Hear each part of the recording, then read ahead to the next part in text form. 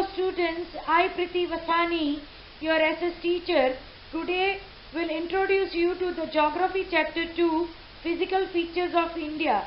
For that, I have prepared a video for you. Let us go through it. Students, let us understand about the location.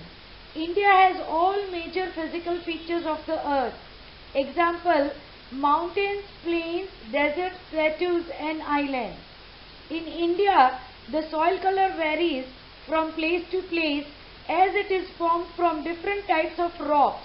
India is a large landmass formed during different geological periods.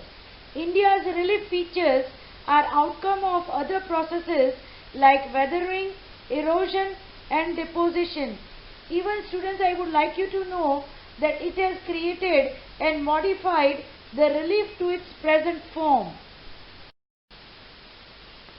India's peninsular part is made from one of the oldest landmass of the world.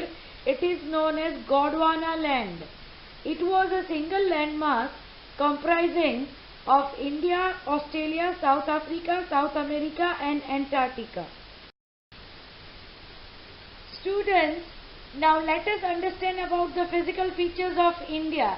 The physical features of India can be grouped under the following physiographic divisions: the Himalayan mountains, the northern plains, the peninsular plateau, the Indian desert, the coastal plains, the islands. The Himalayan mountains.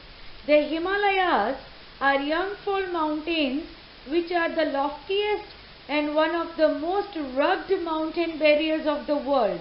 The Himalayas are 2,400 km long, 400 km to 150 km wide from Kashmir to Arunachal Pradesh respectively.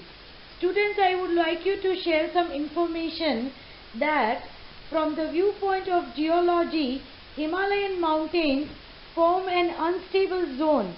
The whole mountain system of Himalaya represents a very youthful topography with high peaks, deep valleys and fast flowing rivers.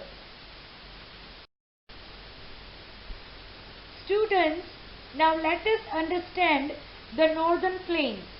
It is formed by the interplay of the three major river systems, the Indus, the Ganga and the Brahmaputra. The northern plains spread over an area of 7 lakh square kilometers, 240 km long and 240 km to 320 km broad. The rivers that flow to the plains from the mountains are involved in depositional work. Even students, I would like you to know that the northern plains are generally described as flat land with variations in its relief. Students, now let us understand the peninsular plateau. The peninsular plateau is the tableland formed due to the breaking and drifting of the Gondwana land. It is composed of the old crystalline igneous and metamorphic rocks. The plateau consists of two broad divisions, namely the Central Highlands and the Deccan Plateau. Students, I would like you to understand that the part of the peninsular plateau lying to the north of the Narmada river, covering a major area of the Malwa Plateau, is known as the Central Highlands. The Deccan Plateau is a triangular landmass that lies to the south of the river Narmada. Students, let us understand about the Indian desert. The undulating sandy plain covered with sand dunes towards the western margins of the Aravalli Hills is the Indian desert. Crescent-shaped dunes called barchans cover large parts of the Indian desert. It has a very less rainfall, about 150 mm. Luni is the only large river in this region. Even it has arid climate with low vegetation cover. Now students, let us understand the coastal plains. The narrow coastal straits flank the peninsular plateau. On the west, the coastal strips are divided into Konkan, that is Mumbai and Goa, Kannada Plain and the Malabar coast from northern to southern part. The plains along the Bay of Bengal are wide and level.